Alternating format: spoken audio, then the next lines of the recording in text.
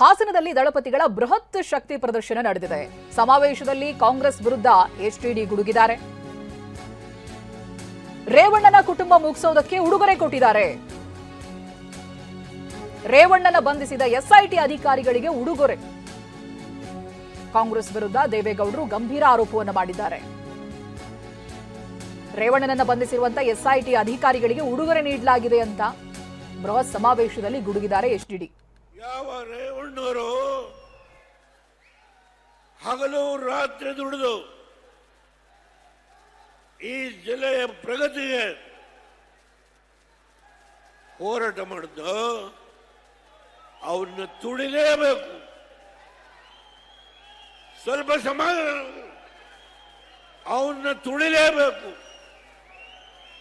ನನ್ನ ಮನೆಯಲ್ಲಿ ನಾನು ಎರಡನೇ ಮಗಳು ಶೈಲಜಾ ಅವರ ಮನೆಯಲ್ಲಿ ಇರ್ತೇನೆ. ಆ ಮನೆಯಲ್ಲಿ ರೇವಣ್ಣ ಕೂತಿದ್ದಾನೆ. ಪೊಲೀಸ್ನವ್ರು ಬಂದು SIT ಅವರು ನಿಮ್ಮನ್ನ ಅರೆಸ್ಟ್ ಮಾಡಿದ್ದೀವಿ ಬನ್ನಿ.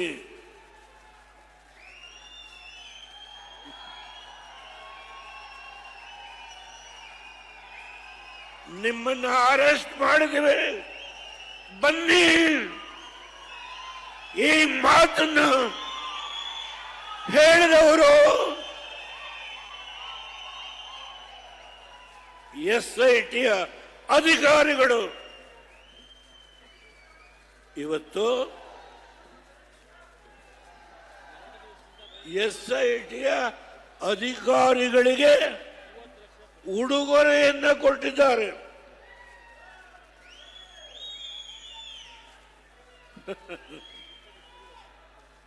ಈ ರಾಜ್ಯದ ಆಡಳಿತದ ಚುಕ್ಕಾಣಿಯನ್ನ ಹಿಡಿದಿರತಕ್ಕಂಥ ನಮ್ಮ ಎದುರಾಳಿಗಳು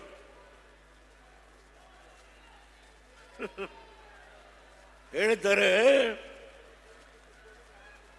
ಇವತ್ತು ರೇವಣ್ಣವ್ರನ್ನ ಮುಗಿಸ್ಲಿಕ್ಕೆ, ರೇವಣ್ಣವ್ರನ್ನ ಕುಟುಂಬವನ್ನ ಮುಗಿಸ್ಲಿಕ್ಕೆ ಯಾವ SIT ಅಧಿಕಾರಿಗಳಿದ್ದಾರೋ ಅವರಿಗೆ ಉಡುಗೊರೆಯನ್ನ ಕೊಟ್ಟಿದ್ದಾರೆ. ಉಡುಗೊರೆಯನ್ನ ಕೊಟ್ಟಿದ್ದಾರೆ. ಕಾಂಗ್ರೆಸ್ನವರು ಹಾಸನದಲ್ಲಿ 2 ಸಮಾವೇಶ ಮಾಡಿದ್ದಾರೆ. ನಮ್ಮ ಎದುರಾಳಿಗಳು ಇಲ್ಲಿ ನಮ್ಮನ್ನ ಮುಗಿಸೋದಕ್ಕೆ ಹೊರಟಿದ್ದಾರೆ ಅಂತ HD ದೇವೇಗೌಡರು ಸಿಡಿಮಿಡಿಗೊಂಡ್ರು. ನಿಮ್ಮ ಆಟ ನಡೆಯಲ್ಲ ಅನ್ನೋದಾಗಿ ವಾರ್ನ್ ಕೂಡ ಮಾಡಿದ್ದಾರೆ. ನಾನು ನೋಡಿದೆ ಜನ, ನನ್ನ ಕಣ್ಣು ಕುಕ್ಕುವ ರೀತಿಯಲ್ಲಿ ಈ ಸಭೆಗೆ ರಾಜ್ಯದ ಮೂಲೆ ಮೂಲೆಯಿಂದ ನೀವೆಲ್ಲ ಬಂದಿದ್ದೀರಿ. ಇವತ್ತು ಒಂದು ಮೆಸೇಜ್ ಅನ್ನ ಕೊಟ್ಟಿದ್ದೀರಿ. ಆ ಮೆಸೇಜ್ ಏನು?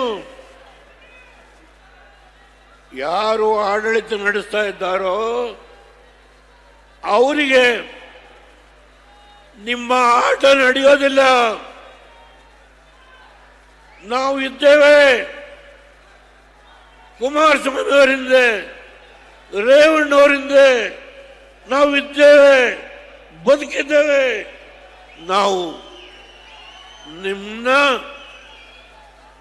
ಇವತ್ತು ಚೆಲ್ಲಾಟ ರೇವಣ್ಣವ್ರನ್ನ ನನ್ನ ಜೊತೆ ಕೂತಿದ್ದಾರೆ, ಬನ್ನಿ. ಅವರಿಗೆ ಇವತ್ತು ಉಡುಗೊರೆ ಕಾಲ ಬರುತ್ತೆ, ಕಾಲ ಬರುತ್ತೆ. ಈ ಮಾತನ್ನ ಹೇಳುವಾಗ ನನಗೆ ದೈವದಲ್ಲಿ ನಂಬಿಕೆ ಇದೆ. ಕಾಲ ಬರುತ್ತೆ, ಕಾಯಿರಿ, ಸ್ವಲ್ಪ ಕಾಯಿ. ಇನ್ನು ಇದೇ ಸಮಾವೇಶದಲ್ಲಿ HD ಕುಮಾರಸ್ವಾಮಿ ಅವರು ಕೂಡ ಇದ್ರು. ಅವರು ಕೂಡ ಮಾತನಾಡಿದ್ದಾರೆ, ವಾಗ್ದಾಳಿ ನಡೆಸಿದ್ದಾರೆ.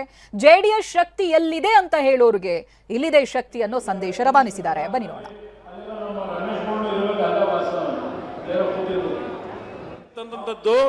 ಜನತಾದಳ ಅಲ್ಲ, ಮುಸಲ್ಮಾನ್ ಬಂಧುಗಳಿಗೆ ಯಾವ ನಮ್ಮ ಪಕ್ಷ ನಮ್ಮ ರಕ್ಷಣೆ ಕೊಡ್ತಾರೆ. ಆ ಕಾಂಗ್ರೆಸ್ ಪಕ್ಷ ನಂಬಿ ಇವತ್ತು ಸಹ ನಿಮ್ಮನ್ನ ಯಾವ ಮಟ್ಟಕ್ಕೆ ಇಟ್ಟಿದ್ದಾರೆ ಮುಸಲ್ಮಾನ್ ಬಂಧುಗಳು ಅರ್ಥ ಮಾಡ್ಕೊಳ್ಳಿ.